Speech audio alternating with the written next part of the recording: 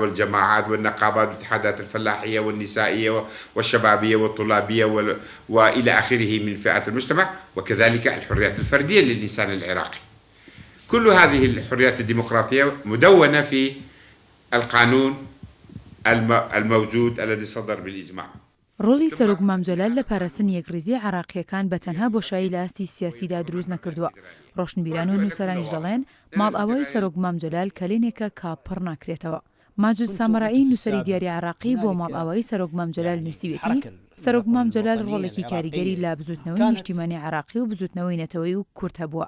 سامرایی دەڵێت ئۆپۆزیسیۆنی عراقی پێش ڕوخانی حەزبی بەعەز سوودی زۆریان لەو کاریزمایە وەرگرتووە کا سەرۆک مامجەلال لە نێو گۆڕەپانی سیاسیدا هەیبووە. ئەو دەڵێت بە ماڵئاوایی سەرۆک مامجەلال قۆناغی تەوافقی سیاسی لە عێراق کۆتایی دێت.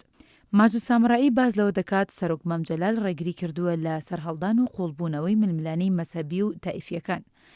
ماجد سامرایی نووسەری دیاری عراقی دەڵێت سەرۆک مامجەلال لە کۆبنەوەکانی لەگەڵ سوننە و شیعە بە جۆرێک ڕاوە و گفتوگۆی کردووە کە لە سوننە زیاتر پارێزگاری لە مافی سوننەکان کردووە و لە شیعەکانیش زیاتر پارێزگاری لە پێکاتەی شیعە کردووە. ماجد سامرایی هەرچەندە شوێنگرەوەیەک بۆ کارێزمایی سەرۆک مامجەلال لە عێراق بە ئەستەم دەزانێت، بەڵام ئەوە بەڕێگردانانێت لە درێژە پێدان بەڕێباز و سیاسەتەکانی سەرۆک مامجەلال بۆ بنیادنانی عێراقێکی دیموکراسی و شەراکەتی ڕاستەقینە با بەشداری هەموو پێکاتەکان و پاراستنی مافی هەموو کەمە ئاینی و پێکاتەکان.